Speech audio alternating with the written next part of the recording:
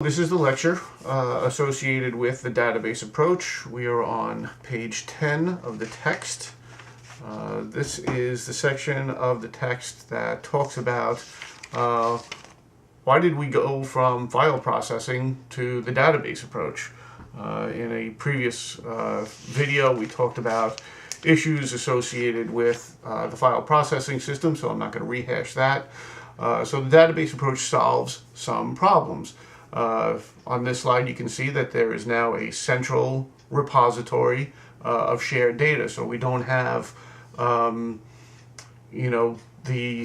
registrar and academic records having two separated sets of data. So now we have a central repository where all information associated with courses that are being offered are in one place. Any updates are updated in one place and shared amongst all users. That, of course, can lead to some contention between departments as far as who actually gets to update the information. But that gets into the next point where data is managed by a controlling agent. So that contention has to be resolved by appointing an agent, one person or one area that takes responsibility for all updates.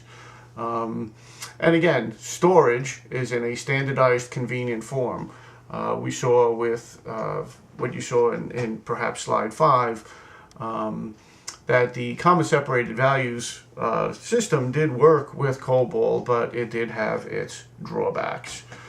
So again, on page 10, we talk about data models, and now we're going to get into,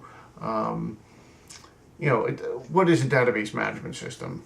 It's software used to create, maintain, provide controlled access to users in a database. So going back to Pine Valley Furniture, slide 11, there's an orders department, there's an accounting department, there's a payroll department. What we're going to do is move this old file processing system into a database management system. All right, so now we've got this database management system, the order filing system, the invoicing system, the payroll system, all utilize this centralized database management system, which then reaches out to this central database that contains all of the actual data, which gets converted into information and sent back out to users. So again, going back to page 10, we start talking about data models, we start talking about entities and relationships, and we'll talk about that again in a moment, but that's on page 10. We'll get to that slide in just a second. Let's first talk about advantages. Basically, what you could do is go back to the disadvantages of the file processing system and then just reverse everything, and those are the advantages of the database approach. Program data independence. I can now change my program. I can go and change my data in my database and not necessarily have to change my programs. I can plan for data redundancy, as we saw in previous videos in slide 5. I can improve data consistency, data sharing. All of these terms are clarified on page 13 of the textbook. So again, I'm not going to go into all of these. Go to page 13, go through all of these sections so that you can more clearly understand those. There are downsides to using the database approach.